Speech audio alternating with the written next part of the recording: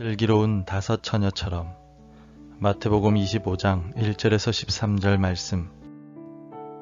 그때 천국은 마치 등을 들고 신랑을 맞으러 나간 10처녀와 같다 하리니 그 중에 5은 미련하고 5은 슬기 있는 자라. 미련한 자들은 등을 가지되 기름을 가지지 아니하고 슬기 있는 자들은 그릇에 기름을 담아 등과 함께 가져갔더니 신랑이 더디오므로 다 졸며 잘새. 밤중에 소리가 나되 보라 신랑이로다 맞으러 나오라 하매 이에 그 처녀들이 다 일어나 등을 준비할세. 미련한 자들이 슬기 있는 자들에게 이르되 우리 등불이 꺼져가니 너희 기름을 좀 나눠 달라 하거늘. 슬기 있는 자들이 대답하여 이르되 우리와 너희가 쓰기에 다 부족할까 하노니 차라리 파는 자들에게 가서 너희 쓸 것을 사라 하니 그들이 사러 간 사이에 신랑이 오므로 준비하였던 자들은 함께 혼인잔치에 들어가고 문은 닫힌지라. 그 후에 남은 처녀들이 와서 이르되 주여 주여 우리에게 열어주소서. 대답하여 이르되 진실로 너희에게 이르노니 내가 너희를 알지 못하노라 하였느니라. 그런즉 깨어 있으라. 너희는 그날과 그때를 알지 못하느니라. 처세술 중에 가장 현실적인 처세술은 어느 한쪽의 편을 들지 않는 것입니다.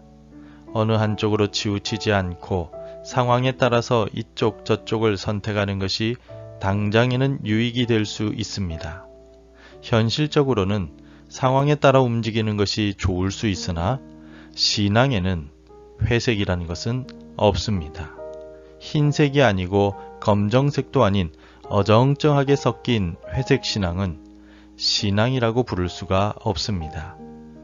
그래서 엘리야는 하나님을 선택하든지 바알을 선택하라고 외쳤고 예수님도 하나님과 재물을 함께 겸하여 섬길 수 없다라고 말씀하셨습니다. 하나님과 세상을 같이 선택하는 회색 신앙이란 존재하지 않습니다. 예수님은 마지막 때와 주님의 재림의 징조들을 제자들에게 설명해 주셨습니다. 그리고 이제는 10처녀의 비유를 통하여 어중간한 신앙이 아니라 분명한 신앙을 가지고 마지막 때를 어떻게 준비해야 하는가를 가르쳐 주고 계십니다. 오늘 본문인 마태복음 25장 1절에서 13절을 보면 신랑을 맞이하는 10명의 처녀가 나옵니다. 이 10명의 처녀들은 신부가 아니라 신랑을 맞이하고 시중을 들기 위한 들러리 처녀들입니다. 그래서 신랑이 오면 등불로 신랑의 길을 비추고 신랑과 그 일행들을 신부의 집으로 안전하게 인도하는 역할을 하는 사람들이었습니다. 혼인잔치에서 빠질 수 없는 중요한 사람들이 본문에 나타난 10명의 들러리들이었던 것입니다. 예수님은 본문을 통하여 신랑이 더디오므로 10명의 들러리들은 모두 졸았다라고 말씀하셨습니다. 더디온다는 것은 어떤 사정인지는 모르지만 약속했던 것보다 늦게 오거나 시간이 더 걸렸다는 뜻입니다. 신부의 집으로 오는데 시간이 많이 걸려서 한밤중에 신랑이 도착하게 되었고 신랑을 신부의 집으로 인도해야 할 들러리들은 모두 졸게 된 것입니다. 갑자기 신랑이 도착했을 때 10명의 처녀들은 두 종류로 나누어지게 됩니다. 한 종류는 등에 미리 기름을 준비한 슬기로운 처녀들이며 다른 한 종류는 등을 가졌지만 기름이 없는 미련한 5 처녀들이었습니다. 3절과 4절을 읽겠습니다. 미련한 자들은 등을 가지되 기름을 가지지 아니하고 슬기 있는 자들은 그릇에 기름을 담아 등과 함께 가져갔더니. 신랑이 도착하고 신랑을 맞으라는 소리가 들렸을 때 슬기로운 5 처녀는 기름이 있었기에 즉시 등불을 켜서 신랑을 맞이했습니다. 하지만 미련한 5 처녀는 기름이 없었기에 신랑을 맞이하지 못하고 결국 혼인잔치에도 들어가지 못합니다. 미리 기름을 준비하지 않았기에 그들의 기다림도 헛된 일이 되었고 신랑을 맞이하지도 못했으며 혼인잔치에도 들어가지 못했던 것입니다. 예수님께서 오늘 본문의 10처녀의 비유를 하신 이유는 주님의 갑작스러운 재림의 때를 어떻게 준비해야 하는가를 가르쳐 주시기 위함이었습니다. 본문을 통하여 우리는 어떤 자세로 주님의 재림을 기다려야 하겠습니까? 첫째로 우리는 신랑을 맞이해야 합니다. 우리가 믿음 생활을 하되 누구를 믿는지를 분명히 알면서 믿어야 한다는 뜻입니다. 10명의 처녀들은 신랑을 맞이해야 하는 의무가 있는 사람들이었습니다. 신랑과 함께 온 다른 사람들이 아니라 신랑을 맞이해야 했기 때문에 그들은 신랑을 기다렸던 것입니다. 오늘을 살아가는 우리가 기다리고 맞이해야 하는 분이 누구인지를 분명하게 알고 주의 재림을 기다려야 합니다. 우리가 기다리는 분은 다른 종교나 이단들이 말하는 인간이나 어떤 다른 가상의 생명체가 아닙니다. 우리가 기다리는 분은 신랑이신 예수님이십니다. 예수님은 하나님의 아들이시며 우리의 유일한 구원자이십니다. 우리가 기쁨으로 맞이해야 할 신랑이신 주님을 기억하며 오늘을 살아갑시다. 두 번째로 분명한 신앙을 가져야 합니다. 오늘 본문의 10처녀 비유에서 신랑이 더디 올 뿐 신랑은 신부의 집에 도착하였습니다. 신랑이 오는 때를 10처녀들이 알지 못했고 10명 모두가 졸았습니다.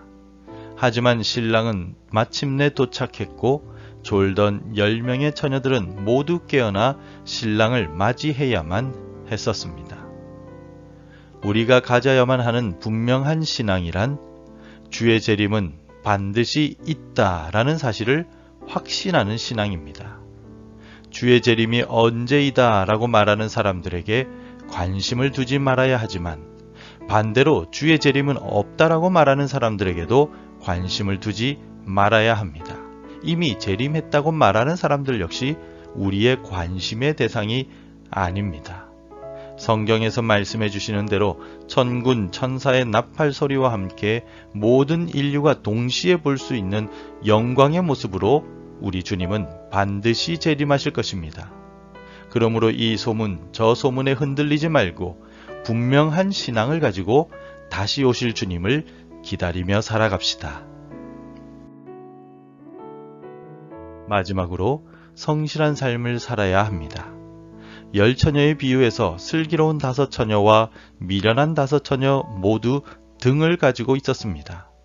하지만 그들의 결정적인 차이는 기름을 가졌느냐 여부였습니다. 이 기름에 대한 해석이 주석가들마다 다르지만 많은 주석가들이 공통적으로 기름은 이 땅에서의 우리의 성실한 삶이라고 해석을 합니다. 주님께서 다시 오실 것이라는 사실을 믿는 신앙이라는 등을 가졌다 하더라도 언제 오실지 모른다는 이유로 흥청망청 혹은 마음대로 살아간다면 기름을 준비하지 못한 인생입니다. 언제든지 신랑이 오면 맞이할 수 있도록 매일의 삶 속에서 우리에게 주신 사명과 역할들을 성실하게 감당하는 삶을 살아가는 것이 바로 기름을 준비하는 삶입니다. 이러한 해석은 마태복음 25장에 나오는 세 종류의 비유가 공통적으로 강조하는 내용입니다. 오늘 이 하루도 성실하게 살아감으로써 기름을 준비하는 슬기로운 성도가 됩시다. 신랑이 왔다는 소리에 즉시 신랑을 영접하였던 슬기로운 5처녀는 신랑과 함께 혼인잔치에 들어갔습니다. 언제 신랑이 오는가 하며 마음 졸이며 기다리다가 졸기까지 했지만 결국 원하는 대로 혼인잔치의 기쁨을 맛보았습니다. 오늘 우리도 하나님 나라의 잔치에 들어가려면 우리가 맞이해야 할 신랑은 오직 예수 그리스도이심을 기억하고 주님은 반드시 재림하신다는 사실을 믿으며 오늘을 성실하게 살아감으로써 기름을 준비해야만 합니다. 잘 기억하고 잘 준비하여 하나님 나라의 잔치에 모두 들어가는 주의 백성들이 되시기를 바랍니다. 기도하겠습니다. 언제 주님께서 다시 오실지 아무도 모르지만 신랑 되신 주님이 오실 때까지 우리는 슬기로운 5 처녀와 같이 기름을 준비하며 기다리겠습니다. 오늘을 성실하게 살아가고 우리에게 주신 사명을 잘 감당하여 주의 재림의 날에 주님을 기쁨으로 영접하기 위해 열심히 오늘을 살아가겠습니다. 우리의 결단이 무너지지 않도록 붙들어 주옵소서. 우리 주 예수 그리스도의 이름으로 기도드립니다. 아멘. 계속해서 함께 기도해 주시기 바랍니다. 깨어서 주님 오실 날을 기다리게 하소서. 우리나라와 민족을 돌보시고 바로 서게 하소서. 우리 가정에 믿음과 소망과 사랑을 주소서. 복음 전해야 할 한 사람이 생각나게 하소서. 오늘도 말씀대로 살아가며 열매 맺는 하루가 되시기를 축복합니다.